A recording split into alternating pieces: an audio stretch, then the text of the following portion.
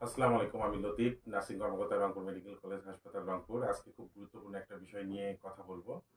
আমাকে অনেকেই প্রশ্ন করে থাকেন যে স্বামী-স্ত্রীর ব্লাড গ্রুপ এক হলে এটা অনেক সমস্যা আছে কিনা? আবার বিয়ের ক্ষেত্রেও দেখা যায় যে অ্যা স্বামী-স্ত্রীর ব্লাড গ্রুপ এক হলে বিয়ে ভেঙে যায় বা স্বামী-স্ত্রীর ব্লাড গ্রুপ এক হলে পরবর্তীতে সন্তান ধারণের ক্ষেত্রে সেই সন্তান নষ্ট হয় কিনা? আজকে সেই কথাই বলবো। স্বামী বা স্ত্রী ২ জনের ব্লাড গ্রুপই যদি পজিটিভ হয় তাহলে কোনো সমস্যা নেই। স্বামীর ব্লাড গ্রুপ যদি নেগেটিভ এবং স্ত্রীর ব্লাড গ্রুপ যদি পজিটিভ হয় তারপরেও কোনো সমস্যা নেই। স্বামীর ব্লাড গ্রুপ যদি নেগেটিভ, স্ত্রীর ব্লাড গ্রুপ যদি নেগেটিভ হয় তাহলেও কোনো সমস্যা নেই।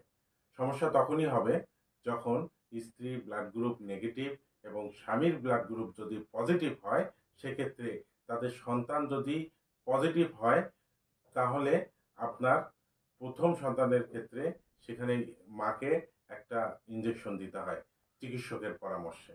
না হলে তার পরবর্তীতে সন্তান ধারণের ক্ষেত্রে পরবর্তী সন্তানগুলো নষ্ট হতে পারে বা কোনো প্রতিবন্ধী হতে পারে।